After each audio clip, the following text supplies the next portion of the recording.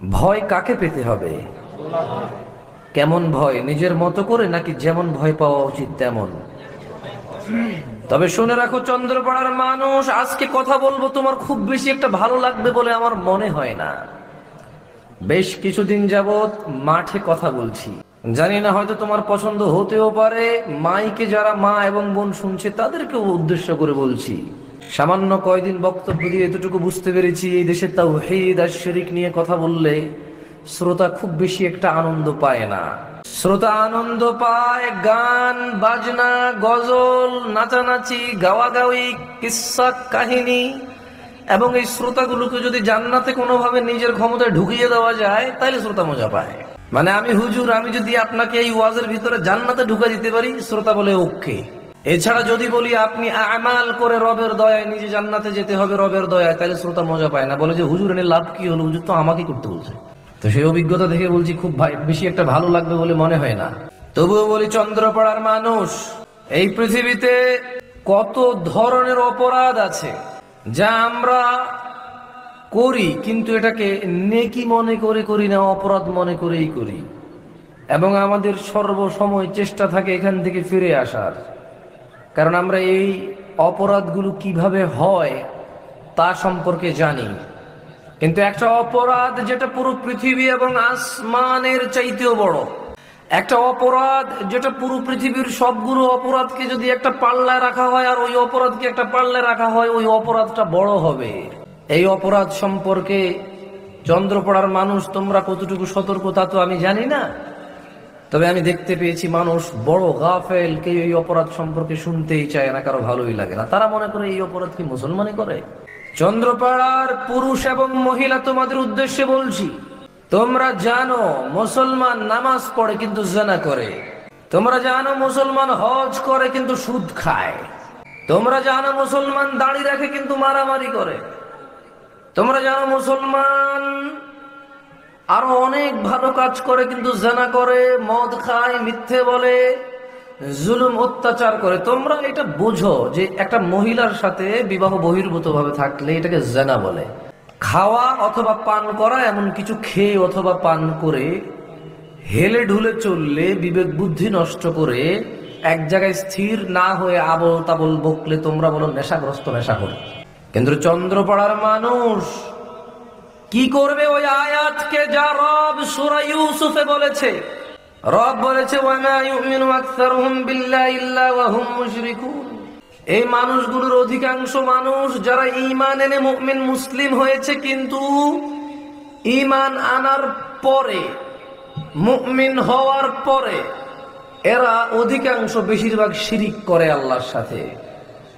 বলো চন্দ্রপাড়ার মা ও বোনেরা, চন্দ্রপাড়া বাগেরহাটের দ্বীনি ভাইয়েরা, বলো কি সেই অপরাধ যা করলে মুমিন ঈমান থাকা অবস্থায় আল্লাহ তাকে মুশরিক বলে, যে সে আল্লাহর সাথে শিরিক করেছে? অপরাধ কি? মুসলিম তো আর কোনো মাটি দিয়ে কিছু তৈরি করে তাকে পূজা করে না, সিজদা করে না, তার কাছে মাথা নত করে না, কিছু চায় না। মুসলিম তো দুম্বা, গরু, ছাগল, সূর্য, আগুনকে পূজা করে না। তাহলে কি সেই অপরাধ যা করলে মুসলিম মুশরিক হয়ে যায়? চন্দ্রপাড়ার মানুষ কখনো কি ভেবে দেখেছো যে জিনা যে লোকটা করে সে নিজেকে মুসলিম মনে করে কিন্তু সে জিনাখোর? নেশা যে করে সে নিজেকে মুমিন মুসলিম মনে করে কিন্তু সে নেশাখোর।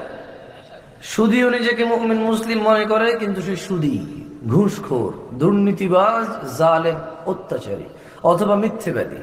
ঠিক আছে, তার এই কাজগুলো তার ঈমান নষ্ট করে না, আমিও জানি, কিন্তু এই কাজগুলো মুসলমানের মধ্যে কিছু লোকজনে করে নাকি করে না? নাকি মুসলমান সে জানা করে না, নাকি এরকম? তাহলে চন্দ্রপাড়ার মানুষ আমাকে বলো কি সেই অপরাধ যা করার পর রব আয়াত নাজিল করলো ওয়ামা ইউমিনু আকসারুহুম বিল্লাহি ইল্লা ওয়া হুম মুশরিকুন। এই বলছে যে মানুষগুলো যারা ঈমান আনছে, যারা হজ করে, যাকাত দেয়, যারা শুকর খায় না, কুকুর খায় না, যারা কুমির খায় না, বাদুর খায় না, কাক খায় না, এ মানুষগুলো ঈমান এনেছে, বলেছে আল্লাহ এক, অদ্বিতীয়, বলেছে মুহাম্মদ সাল্লাল্লাহু আলাইহি সাল্লাম আল্লাহর পুত্র না পিতাও না, তিনি আল্লাহর প্রেরিত বান্দা এবং রাসূল। এই এত কিছু স্বীকার করার পর, এত কিছু মানার পর কি সেই অপরাধ যা করার পর আল্লাহ বলছে যে ইল্লা ওয়া হুম মুশরিকুন, এরা ঈমান তো এনেছে কিন্তু শিরকও করে। বলো তুমি কি সেই অপরাধ?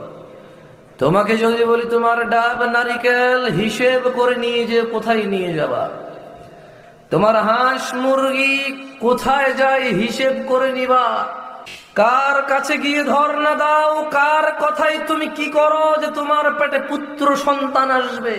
তোমাকে যদি বলি পৃথিবীতে কোনো এমন জায়গা নেই যেখানে গেলে আল্লাহ পুত্র দেবে অথবা কন্যা দেবে অথবা উভয় দিবে, এটা আল্লাহর ইচ্ছা। মায়ের গর্ভে পুত্র কন্যা কে দেয়? অথবা ওই একই পেটকে কোনো কিছু না দিয়ে কে বাঁচ করে রাখে? এই বাঁচ কে মুক্ত করতে পারে? তাহলে মা ও বোনেরা, দিনী ভাইরা, আপনার পরিবারের মহিলারা, আপনি কোথায় নিয়ে যাচ্ছেন সন্তানের আশায়? এগুলো যদি শিরিক না হয় তবে শিরিক কাকে বলে? হিন্দু, বৌদ্ধ, মুসলিম, খ্রিস্টান, নাস্তিক, এরা তো বা দেখেন আল্লাহ বলছে ওয়ামা ইউমিন, ইউমিন যে ঈমান আনছে, মুমিন হইছে, আকসারুহুম এদের 50 জনের বেশি, বেশিরভাগ ইল্লা ওয়া হুম মুশরিকুন, শিরিক করে। যদি চিরুনি পড়ায়, আপনার মেয়ে চিরুনি পড়া দিয়ে মাথা আশ্রাইলে তার বিবাহ হয়ে যাবে দ্রুত। এটা যদি শিরিক না হয় তবে মুসলমান ঈমান আনার পরে কি কাজে শিরিক করে?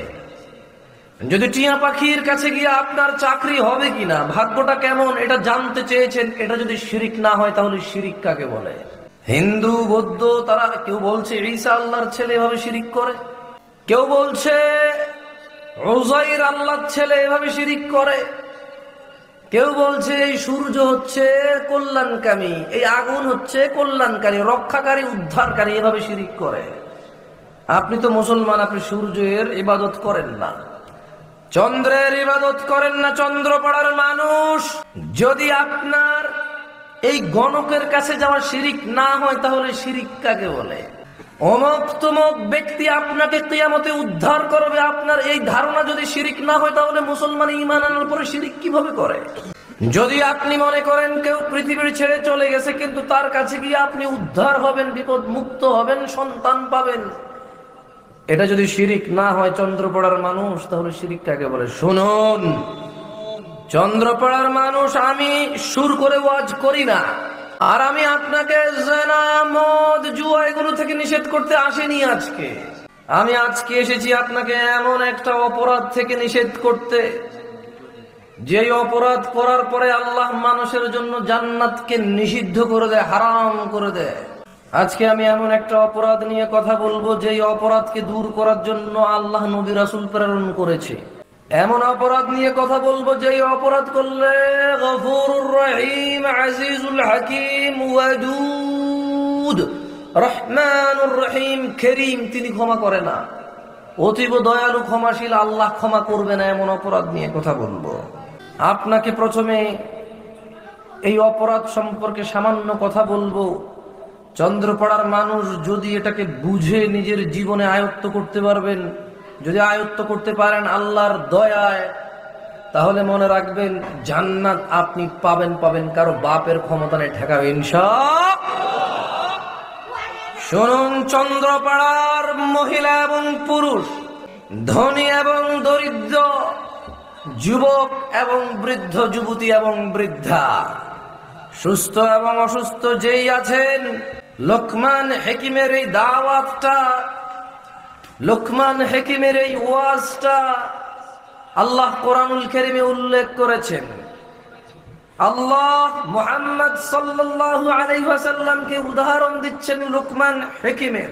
আল্লাহ বলছেন ওয়াইদ ক্বালা লুকমানু লিইবনিহি ওয়া হুয়া ইয়াইযু, বলছেন ও মুহাম্মদ সাল্লাল্লাহু আলাইহি ওয়াসাল্লাম স্মরণ করুন যখন লুকমান হাকিম তার ছেলেকে ওয়াজ করছে, আর লুকমান হাকিম তার ছেলেকে বলছে ইয়া বুনাই, হে আমার পুত্র, হে আমার ছেলে, লা তুশরিক বিল্লাহ, তুমি আল্লাহর সাথে কাউকে শরীক করো না, ইন্নাশ শিরকা লাযুলমুন আযীম, নিশ্চয়ই শিরিক মহা অন্যায়, হত্যার চাইতেও। জি আল্লাহ বলছেন ইন্নাশ শিরকা লাযুলমুন আযীম, নিশ্চয়ই শিরিক মহা অন্যায়, জানার চাইতেও। জি আল্লাহ বলছে ইন্নাশ শিরকা লাযুলমুন আযীম, নিশ্চয়ই শিরিক সব চাইতে বড় জুলুম, বড় অন্যায়।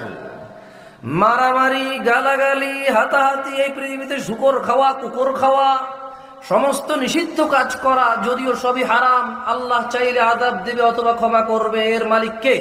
কিন্তু আল্লাহ বলছেন সমস্ত অপরাধের বড় অপরাধ হচ্ছে ইন্না শিরকা লাযুলমুন আযীম, নিশ্চয়ই শিরিক পৃথিবীর সবচাইতে বড় অপরাধ।